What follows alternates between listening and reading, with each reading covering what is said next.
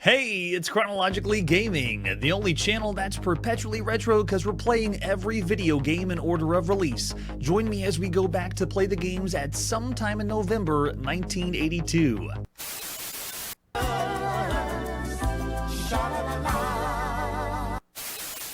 We were last playing Monster Mash on the Apple II, and it was a graveyard smash. Let's see what our next game is.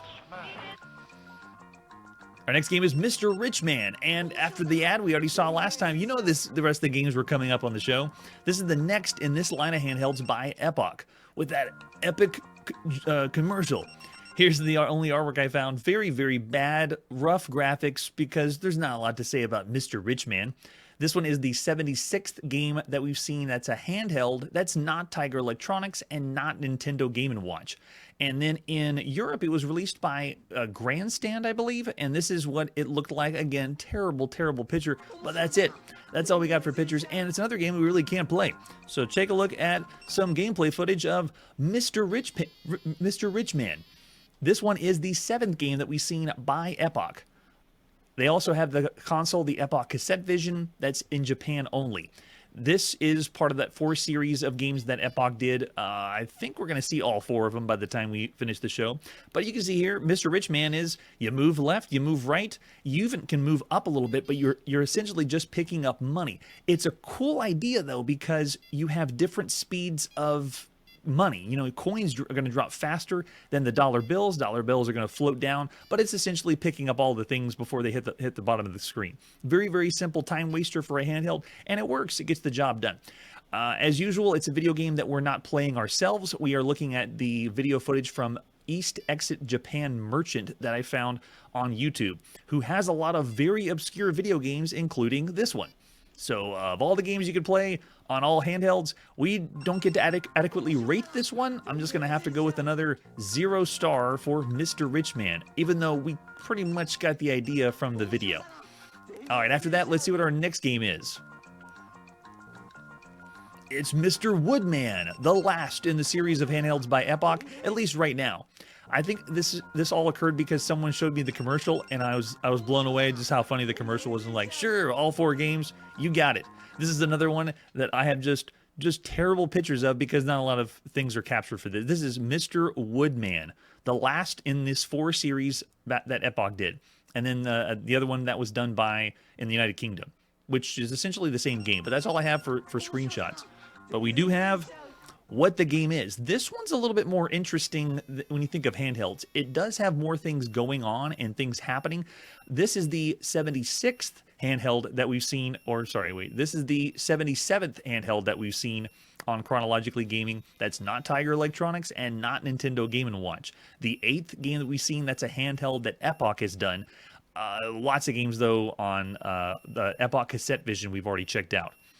Yeah, right? So the game is making the tree come to be grow, and then you have to chop the tree down while also watching out for bears. And also at the top of the screen there are monkeys or is that kids or monkeys at the top? I can't really tell, but something's falling out of the tree and you have to save them. So there's multiple things that are happening at the same time, and it's another one of those handhelds that again is a time waster, but at least there's not just one goal or objective. You have multiple goals and objectives. So cool. I dig it. It is an LCD game, like most of the handhelds. This all started because of Nintendo Game & Watch. They started the trend, and a lot of people wanted to copy it. I don't really know if there's anything before Nintendo Game & Watch, but I know that they are one of the first ones we ever saw that started to make more video games like this in the palm of your hand. It looks all right. Same thing, this is videos from the East Exit Japan Merchant. Thanks for the video footage. And of all the games you could play on handhelds, still, I'm sure we could adequately rate it just by watching it, but because we weren't able to play it ourselves, it's got to go with 0 for all the games you could play in the palm of your hand. All right, after that, let's see what our next game is. We're next going to play on the Sharp MZ line of home computers. This is Muc Mac. That's it, Muc Mac. Very, very rare, very obscure. This one, I do have a box for. The last time we played a game by BBG Software, I said if you can find a box for Ladybug on the Sharp MZ, I'd give you $1,000. Well, guess what? This game, I did find a box. I don't think we were able to find the other one, though. So here, this one is by BBG Software. The box, though, you can tell, is a fabrication of a really terrible picture because this is another really hard to come by one. This one is the 22nd game we've seen for Sharp MZ line of home computers. And this one is another one that's not... the computer originated in Japan, but it did come to Europe, and so we played a game from Germany, and this one's another one from the United Kingdom. After Ladybug, I'm not sure what to expect. Also, what do you gather from this box? This does not sell the game whatsoever. What in the world is this? Bubbles? I can't even tell. But of course, we have a terrible picture of the box, so it's hard to really make it out. It is a cassette tape that we're looking at. And if you look at the bottom, it's for the Sharp MZ700 and the Sharp MZ800, which doesn't exist. The MZ800 home computer will be coming out in 1983, so this might have been a later box, but this game is available for that if you have the game. What other artwork do we have for Muc Mac? Oh, we got the instructions. Great. Oh, but the screenshot, you can't read anything. Maybe they were just loading instructions, so it wasn't going to help us anyway. But it doesn't tell us anything about the game because I can't read it. It's too blurry. We do have an example of the screenshot. Oh, we have two different examples, actually. This was available on two cassettes on either side. So if you popped in the one side for the MZ700, the game looked like this. But if you flip the cassette over, the game looked like this if you popped it into the MZ800. So it's like updated graphics on the other side of the cassette tape. That's freaking awesome. Let's pop it and play some Muc Mac by BBG Software at some time in November 1982. We have no idea when this one came out. And this is another one we're going to go ahead and load and fast forward the cassette tape loading because we don't have time for that. It's going to load Muc Mac. I am playing it on the MZ700 because we only know about the MZ700 right now. So if you want to play on the MZ800, you'll have to wait till 1983 whenever that computer comes out. So this one allows you to change and redefine the keys, and that's what I'm going to do. I'm going to hit key and K and then move up, down, left, and right. Love it. That's how I like my games, where you can make your own keys that you want. And then we hit K to start. Oh, no, not K to start. Up, down, left, right. And we put S to start. Yeah, there we go. And we are in. Muc Mac is yet another Pac-Man clone. It is so much like Pac-Man. I would like the sci-fi theme, though. And the controls are working very well. And you can see the game is running fast, smooth for a Pac-Man style game. What you pick up is gigantic and large. And it looks like we're taking out squids. Can we warp out the side? I don't even know if the enemies can do that, but I'll take it. Looking good. They flash before they change back. It looks like there's... Is that a tombstone in the middle of the screen? So many questions because are we playing as Muc Mac? I have no idea. But it's definitely Pac-Man. Oh, cool. They flashed in and out of a different... And we're going to move on to round 2 after that. Sweet. Yeah, the animation of the power pills, it looks like multiple power pills. It's awesome. No. They got me that time. The sound is minimal. There's not like crazy good sound on the Sharp MZ700, but it's every time you pick up a pill, it's making what sounds like a static or feedback sound, so it makes the game feel even more sci-fi-ish playing it. So on the show, we call these arcade maze games. This is the 307th arcade maze game. You know, it's a maze game on one screen, very similar to Pac-Man. This is the 307th we've seen on all systems, all platforms. Whoa, I can't believe I got that. So there's already a lot out there. It's obviously copying Pac-Man. This is the 135th Pac-Man clone that we've seen on Chronologically Gaming, and that's on all systems and all platforms. Lots and lots of Pac-Man that's out there. Gosh, that's so cool. On home computers, this is the 93rd Pac-Man clone. So there's a lot of Pac-Man that we've already played here on Chronologically Gaming. This is the very first one that we've ever seen on the Sharp MZ line of home computers, but it wouldn't surprise me if there was another Pac-Man that's out there that we missed, because there's a lot of games in Japan that we've tried to locate and find, but they're pretty tricky. So this one is, as of right now, the only official way to play Pac-Man on any home computer is Pac-Man on the Atari home computer. Other than that, everything else is clones of Pac-Man that we had mentioned. So the tiers of Pac-Man, if you want to like compare this to the other games that are Pac-Man like that are out there, the top tier, the best of the best, is the official Pac-Man on the Atari home computer. That one's still very, very good. The other one that's exceptional Pac-Man is Ghost Hunter for the Atari home computer. Yeah, I like the way this one plays. It gets the job done for Pac-Man. And if this really is the first or the only game right now you could play Pac-Man like on the Sharp MZ, yeah, you'd love this. The next tier of Pac-Man clones after that would be games that we rated around the 4-star range. And that would be Hungry Horse for the Sinclair ZX Spectrum, Jelly Monsters for the Commodore VIC-20, Serpentine on lots of home computers, Snack Attack for the Apple II, or Traffic Jam on the Tomy Tudor. The next tier of Pac-Man games would be like the above average, 3.5 stars for all the games you could play on home computers, and that'd be games like Gulp Man, Mouse Attack, Caterpillar, oh, I died again, Gobbler, Megabug, and things like that. This one, I'd say, falls in the range of the perfectly average Pac-Man games that you could play right now. I mean, this is colorful, this is bright, and you did see, if you flip this cassette over and you got the MZ800, it looks even better. So I would give this one the same rating as games we've seen, like Jawbreaker, which really was close to Pac-Man-ish on home computers, or Scarf Man, or Trash Man. And those are on all kinds of different home computers. There is, though, a way that you can see this if you wanted to, because I don't think we'll ever see this on the MZ800. So I wanted to show everyone footage of what it's like to play the Muc Mac on the MZ800, because this right here, this looks even closer to Pac-Man. This reminds me more of like Jelly Monsters on the Commodore VIC-20. It's really, really good. And I look over in the chat for everyone's ratings. Yeah, it's 3. Yeah, the versions, the 2 different versions that are included, and then lots of mostly averages in the chat right now. 3 stars, very dead average. I love it, or 2.5 stars.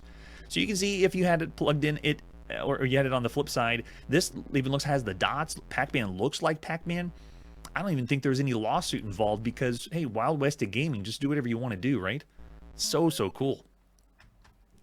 All right, there it was on the MZ800. But yeah, I'd say of all the games you could play on all home computers, Muc Mac is a solid time. Average for everything on that you could play, but you know there's a lot out there. Those examples I gave were just a few. There's even way more than that.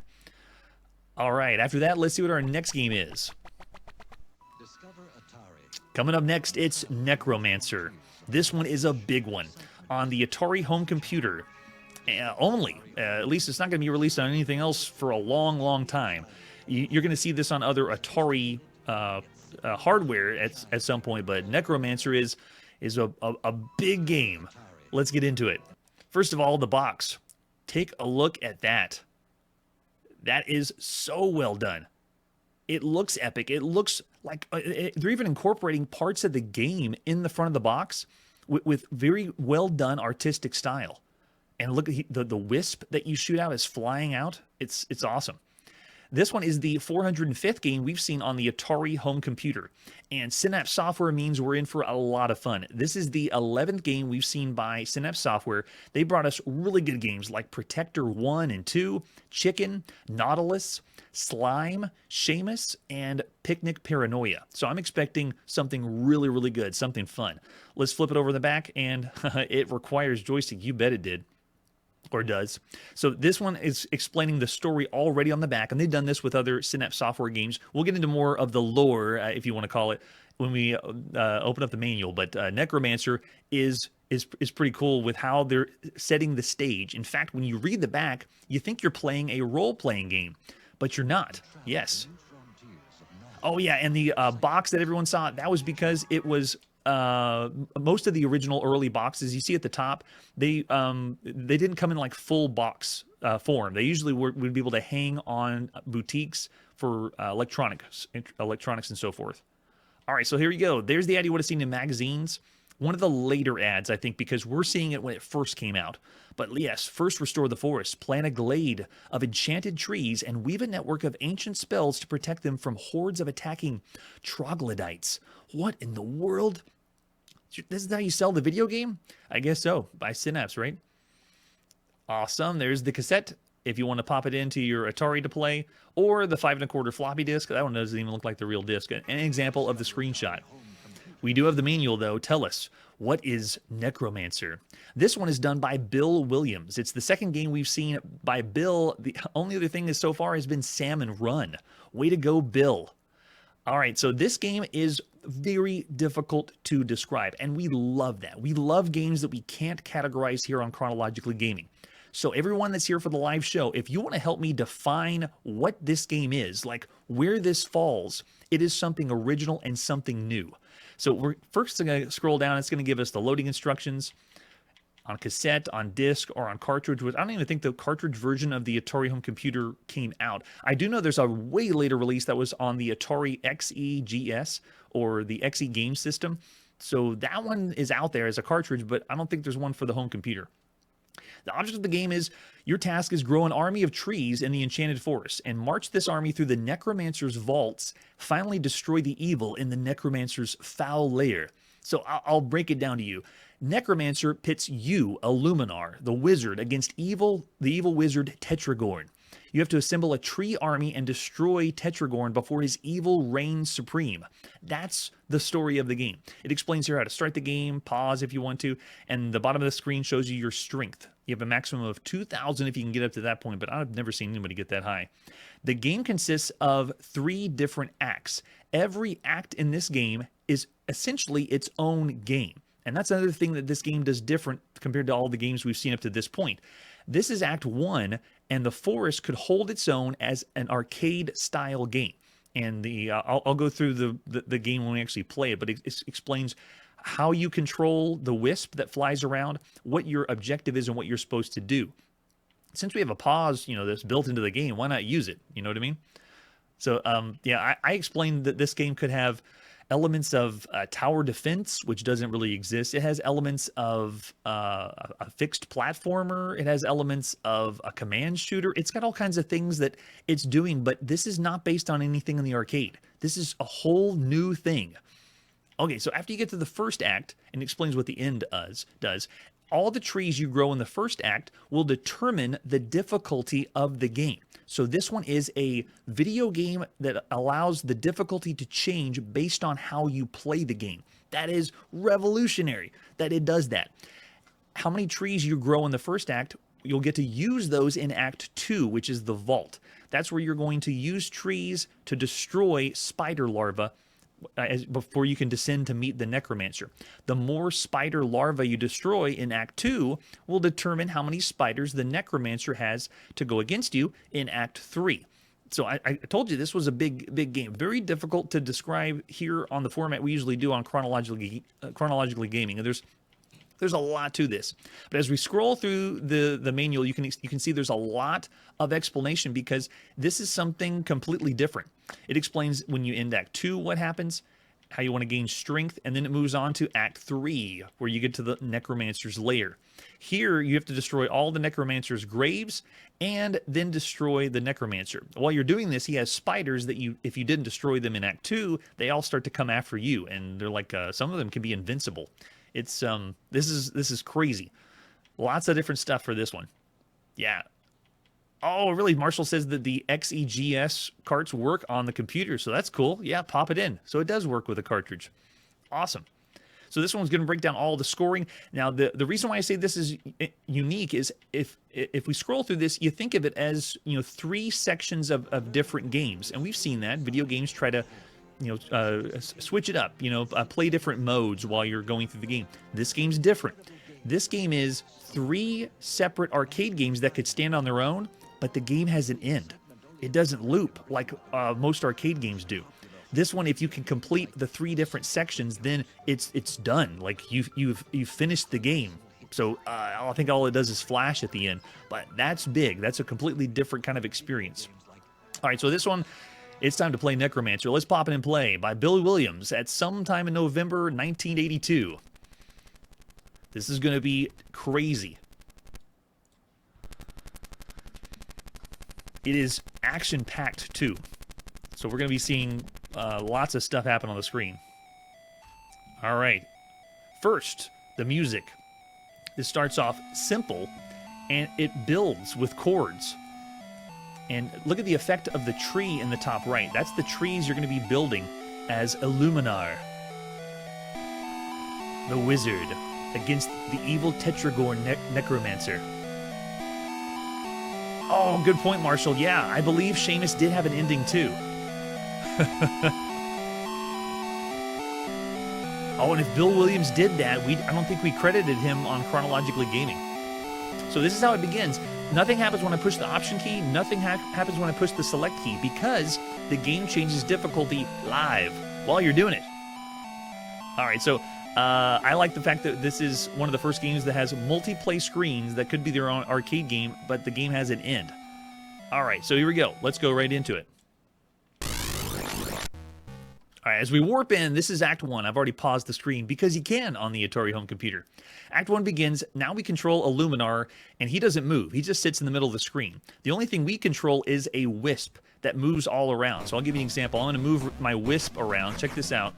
The wisp is it's controlled with the Atari VCS joystick, digital joystick, and the wisp is just knocking out the other ogres that are trampling around. As you do that, you start losing strength. Notice my strength goes down. That blue enemy that just popped in and left already was called an iPod. Yeah, right? It's called an iPod, but when you pick that up, it lets you have more seeds every time you kill one of those. But you don't just want to clear the enemies away. That's not going to help you defeat the Necromancer. What you do is you try to grow trees. As you're growing trees, you're protecting the trees from all the other enemies. This makes it easier to protect saplings from the ogre's deadly attacks. If any spiders appear, you want to hit them with a wisp. It increases the strength you get, which will help you stay alive longer as Illuminar the wizard. Now, if a spider touches one of the trees you're trying to grow, they will poison the tree. And the reason why I'm pausing and explaining this is because the game is very fast, very action-packed. A poison tree has like this little skull on it. If you move your wisp over the tree, you cure the tree of poison, because you got to keep as many trees as you can alive. However, if you finish this stage and all your strength is gone, that's how you move on to the next stage, by the way. It doesn't complete by doing an objective. You only go to the next act if you have run out of strength. So as you're playing this, let's say 2 trees is all you have. You will only carry 2 trees, and then the game will lower the difficulty to make it easier for you automatically. That's what this does. All right, so make sure you grow as many trees as possible, because they are your army. You're growing a tree army. The more you have, the stronger Illuminar is, and then you'll begin Act 2. All right, here we go. Let's do this. All right, let me get a tree out. And you can see if the trees are young saplings, they will get destroyed by the other ogres. So you have to protect them and make sure... Oh, see? They're starting to tear a little bit down. Okay, I got a full-size one. Nice. There's another one. And a couple saplings there. I'm making a ring around myself to see if I can hold them off. All right, it's looking good. I also like the way this controls. The wisp kind of homes in on the other enemies, which is a nice touch. Oh, see, they destroyed another one of the saplings. I'm going to need some more. But if the tree does reach full-grown strength, then all the ogres do is just turn around and go the other way. But I like the way that the wisp feels. Oh, there's the spider. Kill it. You'll get some strength from it. But, got it. There we go. Nice. And you can see my strength goes down every time I kill anything on the screen. Except the spider. Then I'll gain a little strength. All right, we got a sizable army here. Let's see if we can get this sapling. No, don't touch it. I'm trying to protect the one on the top left. It's not fully grown yet.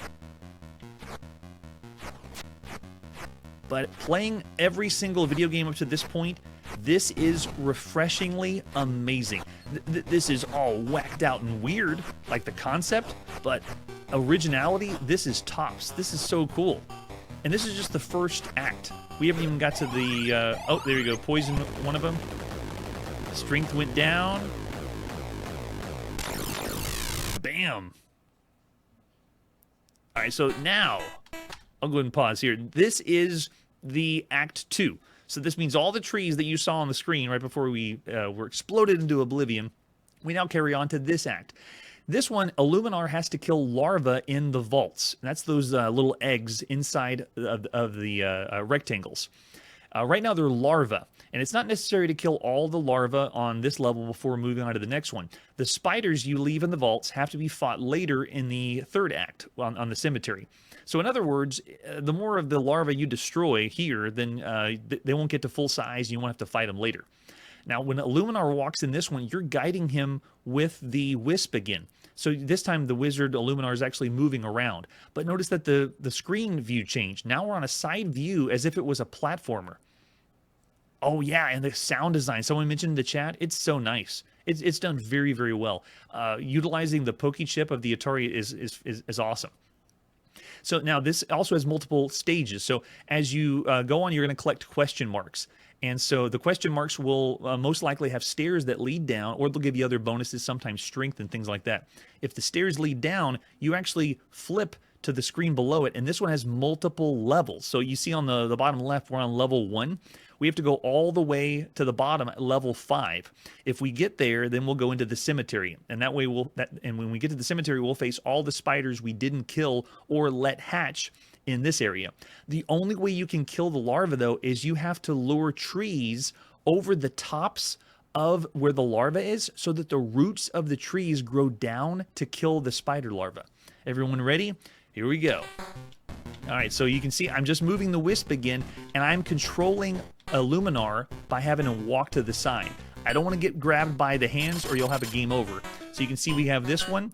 I want to take this tree, and now that I moved to the far side, I can control the tree, and I'm moving the tree to the other side, making sure that doesn't get grabbed either or I'll lose the tree. And then go ahead and plant the tree. Let's get another one. Another spider. Looks like it hatched out. Uh-oh. See, I should have stopped. Yeah, I should have stopped the tree and then moved Illuminar over. Yeah, but the control's so interesting. If you see the objective, I've already destroyed 2 of the larvae, and we have one in the bottom left that's about to hatch. Let's go ahead and get that one. We'll use as many trees as we can at least, but if I'm not controlling a tree, I can... Oh no, Illuminar got pulled away. Now, if you... let's go ahead and walk to the right. So all I'm doing to walk to the right is I'm moving the wisp to the right and then moving my character to the right. All right, so I want to get the spider. Yeah, destroy it, and then let's have the tree. I should have walked down. Now I have to control the tree moving down the stairs to get to this level. Let's go ahead and have him latch there. And let's have Illuminar go downstairs. If I can get him to go to the question mark, we might be able to go to the next level. There we go. So stairs are now going down. We're going to have Illuminar walk down. And we'll just ignore the other larvae. And let's go ahead and start on this one. Quick. Every level you go further and further down, the hands go down fast. And there you go. We ended on Act 2 and didn't get to see Act 3 because after you get pulled by the hands enough times, that's it. So you have to watch where you're walking. You also lose trees if the hands grab you as well. Alright, so if you do make it all the way to level 5, that's the graveyard where you actually fight off against the Necromancer. And the battle is intense. Spiders are everywhere. We'll give it one more shot, though. Yeah, already in the chat, I'm seeing Psychosis Media calling out 5 stars of all the games you could play. 4.5 to 5 from Curtis. And then GE Stream saying 5 of all the games you could play on all home computers. This is epic. This one is not only fun to play, it's just original and different. And it's so new that it makes me want to see the end. It's really tough, though. In all my playtests, whenever I even got to the graveyard at the end, it takes a lot of practice to be able to stay alive long enough because your strength is slowly going down. There's also cool strategies you can try to do. Oh, the spider touched me. Where, like, how do you plant your trees to keep the most alive before you go to the next stage? Or how do you destroy the larva the best way with all the trees that you have from this stage? So I'm covering it up from the screen here, but down at the bottom right of the screen, it tells you how many seeds you have left to plant. But you can always pick up more if you go over that blue enemy called the iPod. And I got another 4.5 from all the games you could play on all home computers. The only thing I could say that would be better is if this was controlled with an analog joystick, because you're controlling essentially a cursor on the screen. The Wisp would do even better if it was controlled with an analog joystick. Come on, protect him. No, it got one. Every time that those ogres walk over the seed, it just destroys. So I just wasted all those seeds. And there you go. Strength is all done. We're on the next one. Memes are throwing out 5 stars too for all the games you could play on all home computers. All right, here we go. So this is what the control's like. The Wisp moves with the joystick. It's only when I hold down the red button on my Atari VCS joystick that I can move Illuminar where I want. Let's have him go quick. See, I can have him go downstairs. There's already one flashing. Let's see if we can get this sucker. Nope, nope, kill it. So I'm just gonna start planting them down. And you know what I'm gonna do? I'm just gonna see if I can travel. Oh, a hand got me, darn. I'm just gonna see if I can travel down to the bottom steps and not destroy any of the larvae and just move on to the next one. Kinda love your rating. All right, so let's carefully move down, get the stairs to go. We'll get another question mark there. And notice how fast the hands are. It gets faster and faster. Let's move down to level 3. I'm just going to ignore the trees. We're not going to destroy any larvae, just so you can see what the last... No! That's not the end, right? Okay, it's not. The question marks are popping up in random places, but look how fast the hands are. Or at least those are pretty predictable, at least. Ooh, they blew me up, and that's the end of that one. Darn. Yeah, very difficult, but I would keep going. I would totally want to keep playing as long as I can to see more and get to the end of Necromancer. Man, every stage, though, is so interesting.